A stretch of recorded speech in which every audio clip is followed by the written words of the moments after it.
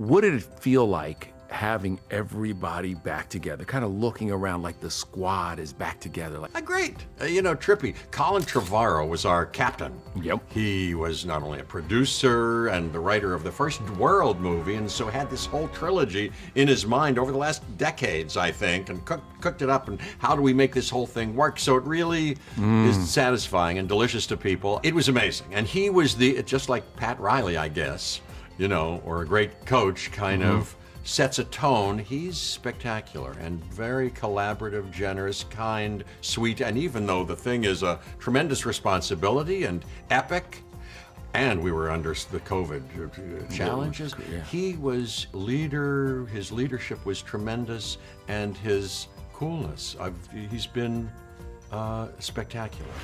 We made a terrible mistake. The doomsday clock might be about out of time.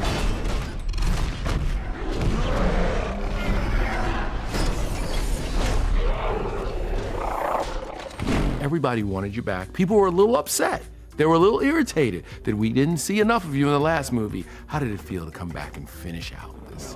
Amazing, and I was grateful and appreciative. I mean, look, geez, that's just amazing. I can't believe it. And Steven Spielberg, come on, he's the godfather of this whole thing, and still to this day, and having had the experience that I did with him 29 years ago, long before you were born, was, amazing. It changed me forever, and working with Laura Dern and Sam Neill, just great actors and great people, to be back with them for the first time since then. Yeah. Amazing. They said this was the end for this group. Yes, this story. This storyline, this arc. Yes. But could we carry on some folks that we want? Some folks. Could Miles survive? Well, who knows? Who knows? We don't know anything, but I'll bet, yes, if I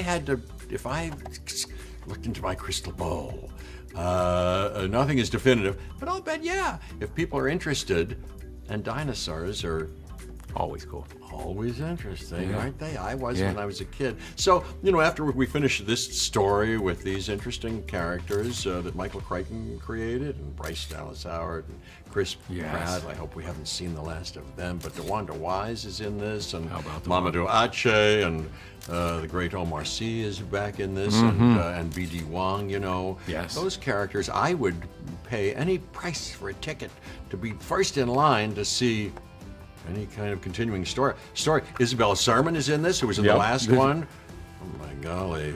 For most of us, we grow older and we just grow older. You've grown older and you grew cooler to a new generation, embraced you and loved you, and now you have become this guy that is so loved by people's kids. Yeah. What is that like? Oh, that's so sweet for you to say. I'm happy as a clam. I don't know. I'm a lucky guy. I dreamed of being an actor when I was a kid, right around 9th grade. I'd taken a couple of summer classes and stuff. I got obsessed with it. I would take a shower every morning. We had a glass door on the shower, and it would steam up, and it was because it was a secret. I would write on the shower, "Please God, let me be an actor." And then before I left, I would wipe it off so my parents or anybody else wouldn't see it. Nobody knew.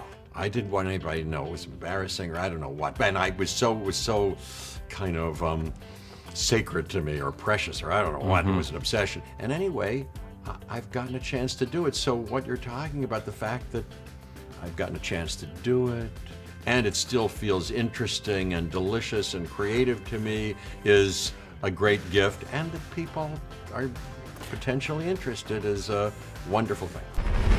A baby raptor? I made a promise we would bring her home. You made a promise to a dinosaur? Yeah. What? The dinosaurs are such an important part of this. Have you fallen in love with the dinosaurs? Can you rattle off a bunch? Are there a lot of dinosaurs that are your favorites, or is it? I don't know that I know much about them. My kids, or all kind of kids, know more than I do about them. And Alan Grant's character knows everything about them. No, I've always been in love with dinosaurs. We had a I took special art classes, and we went through Carnegie Museum in Pittsburgh, and they had, I think, the biggest display of bones, reassembled bones, in this lighted, gorgeous marble hallway. Spectacular. And I read this book about a kid who found an egg in his backyard that hatched a triceratops, and that dinosaur was the first one we saw that Stan Winston, who won the Oscar for that work, was manipulating on the set, so it looked like a real triceratops. Yes. And now John Nolan, who did the creature shop on this one that my kids visited in Pinewood Studios, saw them put together the teeth of the many new, amazing, better than ever dinosaurs that they have now. I love a lot of them, you know that. My kids saw, I showed my kids the first one, and the spitter, Dilophosaurus, and spit. They got a kick out of that. They thought that was scary and funny. And they're going to see in the movie theaters this movie. They've never been to a movie theater before. They're almost 7 and 5.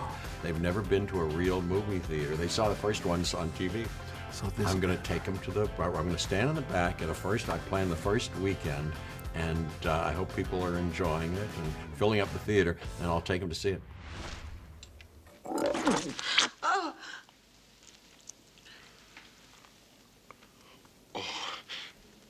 That's disgusting.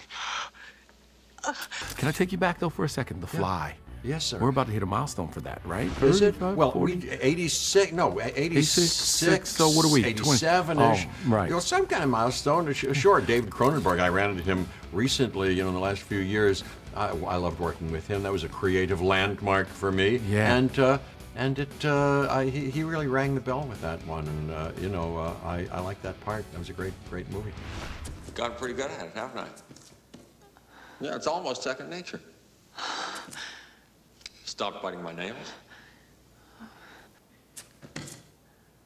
I seem to be stricken by a disease with a purpose, wouldn't you say?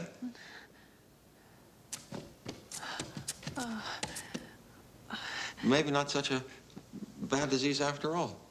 What do you remember most about that? What is the thing that endures for you about that movie? The Fly, it was heartbreakingly romantic and tragic in a way. And Chris Walas got the Oscar for that stuff they did on me, and I transformed into a half-fly person. But David Cronenberg is just a great director, and he's an unusual and unique artist, and it was lovely working with him. Gina Davis was spectacular in it.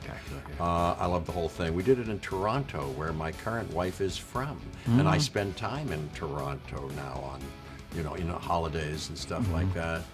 It was very special.